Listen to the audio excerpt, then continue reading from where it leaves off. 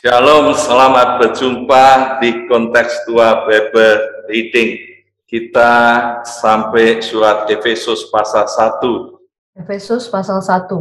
Dari Paulus, Rasul Kristus Yesus, oleh kehendak Allah kepada orang-orang kudus di Efesus, orang-orang percaya dalam Kristus Yesus. Kasih karunia dan damai sejahtera dari Allah, Bapa kita, dan dari Tuhan Yesus Kristus menyertai kamu. Terpujilah Allah dan Bapa Tuhan kita Yesus Kristus, yang dalam Kristus telah mengaruniakan kepada kita segala berkat rohani di dalam surga. Sebab di dalam Dia Allah telah memilih kita sebelum dunia dijadikan, supaya kita kudus dan tak bercacat di hadapannya. Dalam kasih Ia telah menentukan kita dari semula oleh Yesus Kristus untuk menjadi anak-anaknya, sesuai dengan kerelaan kehendak-Nya, supaya terpujilah kasih karunia-Nya yang mulia, yang dikaruniakannya kepada kita di dalam Dia yang dikasihinya. Sebab di dalam Dia dan oleh darah-Nya kita beroleh penebusan, yaitu pengampunan dosa menurut kekayaan kasih karunia-Nya yang dilimpahkannya kepada kita dalam segala hikmat dan pengertian. Sebab Ia telah menyatakan rahasia kehendak-Nya kepada kita sesuai dengan rencana kerelaannya, yaitu rencana kerelaan yang dari semula telah ditetapkannya di dalam Kristus. Sebagai persiapan kegenapan waktu untuk mempersatukan di dalam Kristus sebagai kepala segala sesuatu, baik yang di sorga maupun yang di bumi. Aku katakan di dalam Kristus, karena di dalam Dialah kami mendapat bagian yang dijanjikan. Kami yang dari semula ditentukan untuk menerima bagian itu sesuai dengan maksud Allah, yang di dalam segala sesuatu bekerja menurut keputusan kehendak-Nya, supaya kami yang sebelumnya telah menaruh harapan pada Kristus, boleh menjadi puji-pujian bagi kemuliaan-Nya. Di dalam Dia kamu juga, karena kamu telah mendengar firman kebenaran, yaitu Injil keselamatanmu. Di dalam Dia kamu juga ketika kamu percaya, dimateraikan dengan Roh Kudus yang dijanjikannya itu. Dan Roh Kudus itu adalah jaminan bagi kita sampai kita memperoleh seluruhnya, yaitu penebusan yang menjadikan kita milik Allah untuk memuji kemuliaan-Nya. Karena itu, setelah aku mendengar tentang iman-Mu dalam Tuhan Yesus dan tentang kasih-Mu terhadap semua orang kudus, aku pun tidak berhenti mengucap syukur karena kamu, dan aku selalu mengingat kamu dalam doa dan meminta kepada Allah Tuhan kita Yesus Kristus, yaitu Bapa yang mulia itu, supaya Ia memberikan kepadamu roh hikmat dan wahyu untuk mengenal Dia dengan benar, dan supaya menjadikan mata hatimu terang, agar kamu mengerti penghadapan apa yang terkandung dalam panggilan-Nya, betapa kayanya kemuliaan bagian yang ditentukannya bagi orang-orang kudus, dan betapa hebat kuasanya bagi kita yang percaya, sesuai dengan kekuatan kuasanya, yang dikerjakannya di dalam Kristus dengan membangkitkan Dia dari antara orang mati dan mendudukkan Dia di sebelah kanannya di surga, jauh lebih tinggi dari segala pemerintah dan penguasa dan kekuasaan dan kerajaan dan tiap-tiap nama yang dapat disebut, bukan hanya di dunia ini saja, melainkan juga di dunia yang akan datang.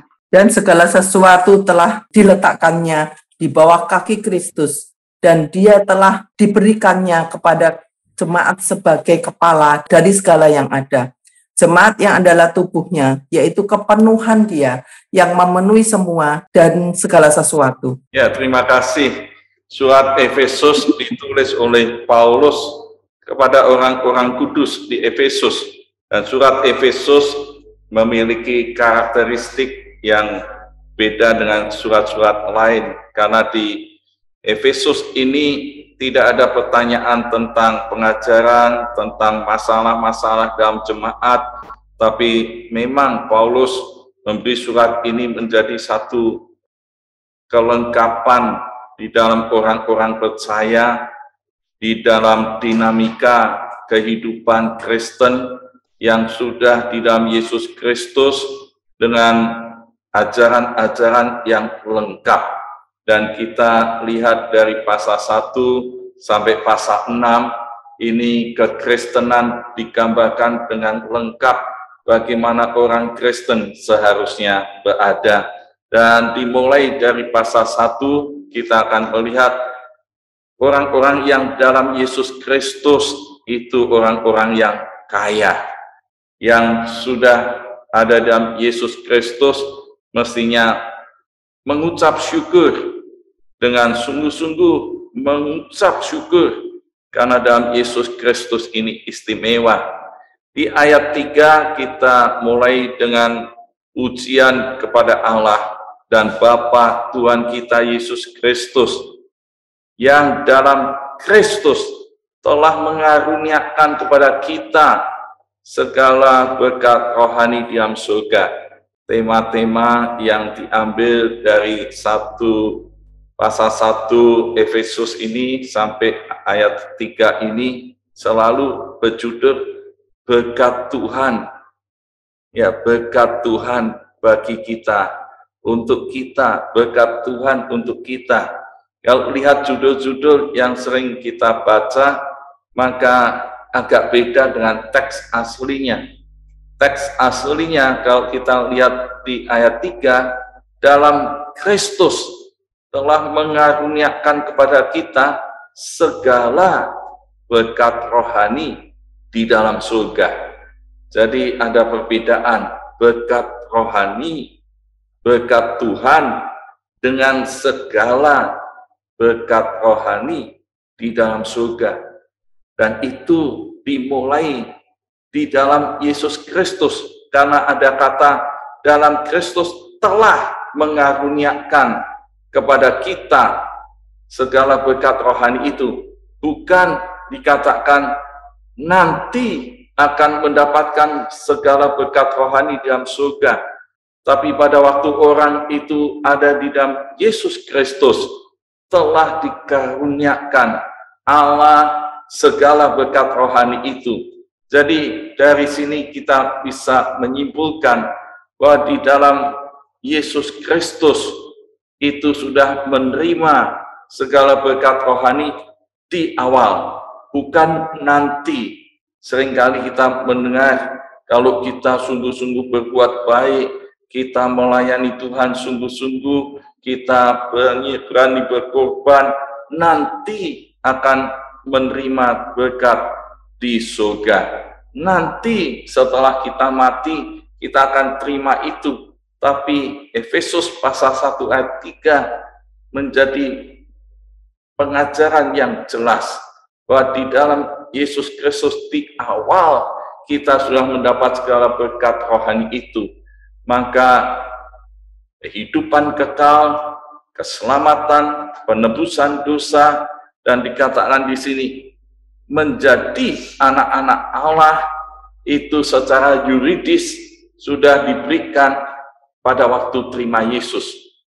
Sering di dalam pengajaran-pengajaran yang kita temukan bahwa keselamatan itu karena perbuatan baik. Kalau dia melakukan segala sesuatu yang taat, maka dia akan menerima kehidupan kekal nanti.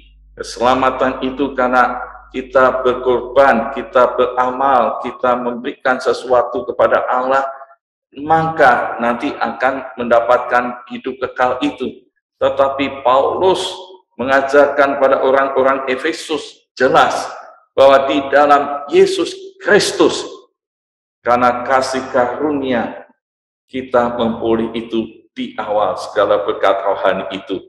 Dan kita tahu kasih karunia itu yaitu dari semula di dalam Yesus Kristus kita sudah ditetapkan untuk menjadi anak-anak Allah. Di dalam Yesus Kristus beroleh penebusan, yaitu pengampunan dosa. Dan ini kasih karunia Tuhan. Dan di dalam Yesus Kristus kita bisa mengetahui rahasia kehendaknya. Kerelaan itu diberikan untuk kita yang ada dalam Yesus Kristus. Dan di dalam Yesus Kristus kita memperoleh janji-janji Allah itu ditentukan bagi orang yang percaya dengan satu jaminan, yaitu jaminannya adalah Roh Kudus. Meterai itu di dalam Roh Kudus, dan kita mendapat bagian itu kalau kita ada dalam Yesus Kristus.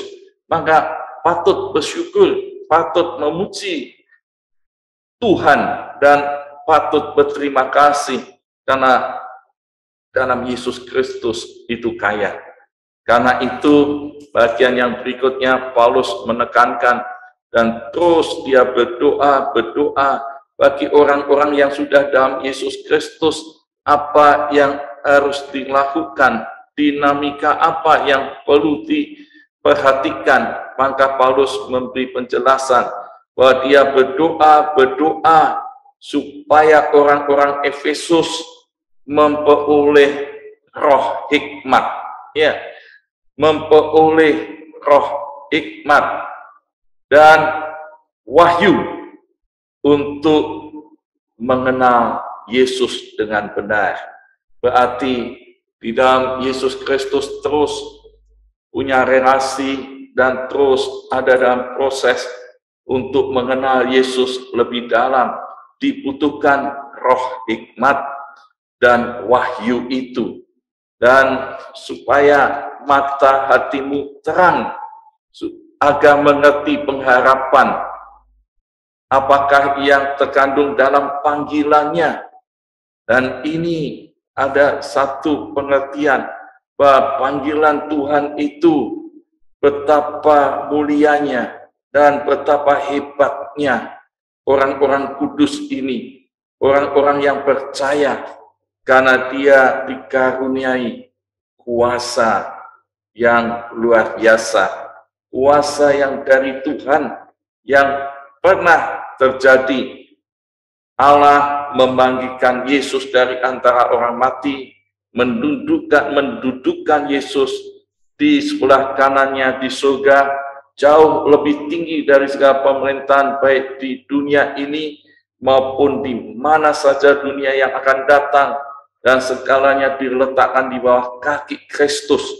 Dia yang telah diberikan kepada jemaat sebagai kepala, dan kita adalah tubuhnya. Dan relasi ini menunjukkan relasi yang kuat, dan orang-orang yang dalam Yesus Kristus mendapatkan bagian ini, kuasa dan kemuliaannya, supaya kita dapat mengenal Dia, karena Dia adalah yang mulia. Penuhan Allah ada pada Yesus Kristus. Nah, di sini kita melihat amanat teksnya. Dalam Yesus kita dikaruniai segala berkat rohani di surga untuk terus menjadi anak-anak Allah yang terus bertumbuh dan dewasa. Di dalam Yesus Kristus diperlukan roh hikmat dan wahyu itu untuk mengerti Yesus dan panggilannya dalam kemuliaan dan kuasa itu. Maka saudara perlu merenungkan saat ini, apakah saya sudah memiliki segala berkat rohani di surga? Atau saudara masih menantikan itu?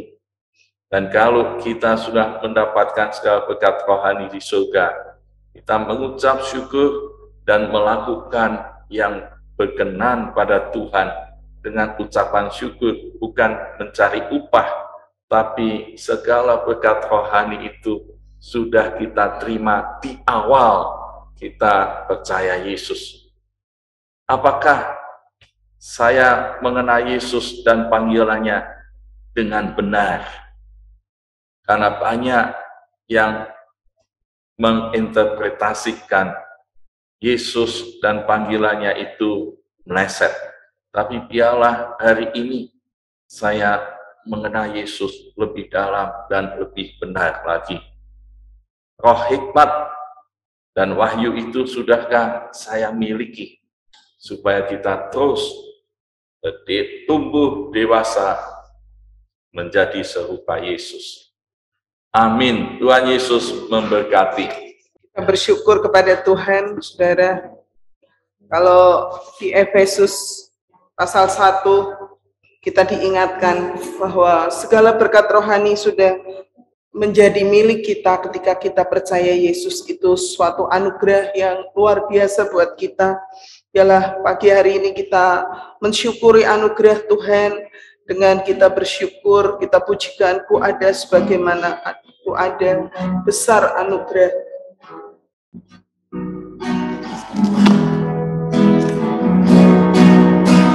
ada, sebagaimana ku ada, berdiri menghadap tatamu Bapa. Semua karena anugerah-Mu yang telah selamatkanku. Ku hidup dalam segala kelimpahan, amin. Ku layak untuk melayani Tuhan. Semua karena anugerah-Mu tercurah bagiku besar, besar anugerah-Mu, berlimpah kasih-Mu. Semakin hari semakin bertambah besar anugerah-Mu. Mari kita bersyukur kepada Tuhan, berterima kasih kalau sampai hari ini kita boleh memahami betapa hebat kuasa-Nya bagi kita yang percaya. Kita juga bersyukur segala berkat rohani di dalam surga sudah menjadi bagian kita ketika kita percaya, sehingga tidak ada ketakutan, keraguan tentang masa depan, karena ada pengharapan yang hidup di dalam Yesus. Mari kita bersyukur bersama. Bapa sekalian, kami bersyukur, aku bersyukur kepada-Mu Tuhan, karena di dalam Engkau aku boleh memiliki segala berkat rohani, baik yang di dunia, di surga. Tuhan, Engkau menyediakan segala yang terbaik buat kami, orang-orang yang percaya. Aku bersyukur Tuhan betapa hebat kuasa-Nya bagi aku yang percaya kepada-Mu Tuhan, karena pengharapan tentang masa depan itu tidak sia-sia di dalam Yesus. Aku bersyukur biarlah Roh Kudus terus menerangi hatiku untuk aku boleh mengerti panggilan-Mu Tuhan, supaya aku ada kerinduan lebih lagi Tuhan mengenal Engkau. Aku rindu lebih lagi Tuhan untuk mengerti firman-Mu, karena itulah kekuatan buat kami. Kami berdoa supaya setiap kami Tuhan boleh diteguhkan dengan firman Tuhan pagi hari ini, dan kami semakin menghidupi panggilan kami sebagai anak-anak Allah. Tuhan, terima kasih Tuhan, terima kasih, terima kasih Tuhan, terima kasih, terima kasih.